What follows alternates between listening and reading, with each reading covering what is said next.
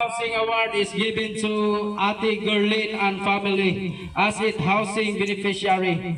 Mr. J. the PWD Housing Chairman, May 19, 2024.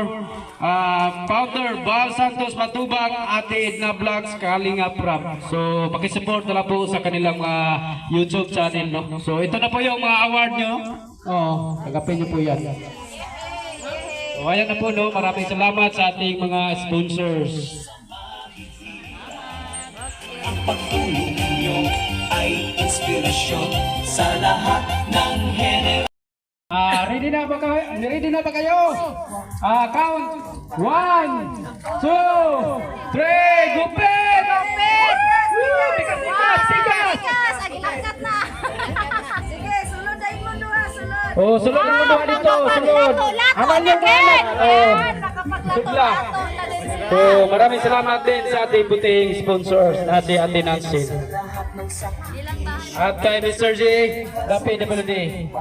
So, ayan, at di lang bahay, no, ang aming ibibigay sa kanila, no? May gamit pa, may bahay, at siyempre, may groceries pa! Sa kera na daw.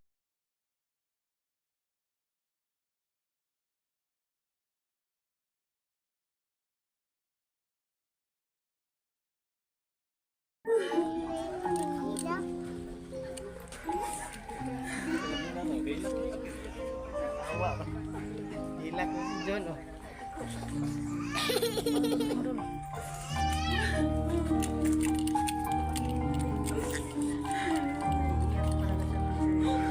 Mayon, salamat sa kay Baygahe o kay Mr.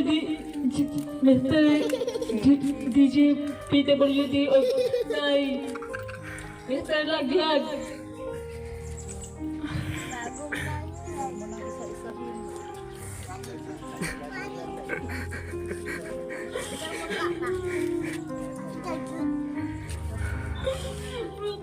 Bakit ko naisip na malayan ko ninyo ay?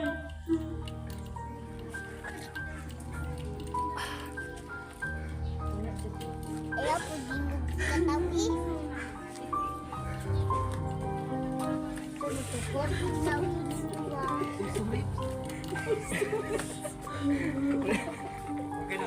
Ako kay 50 minutes. Salamat ko ni Ma'am Nanjin nga nag-sponsor aning pabalay o sa kay Baygahe o sa labing na pa sa Ginoo.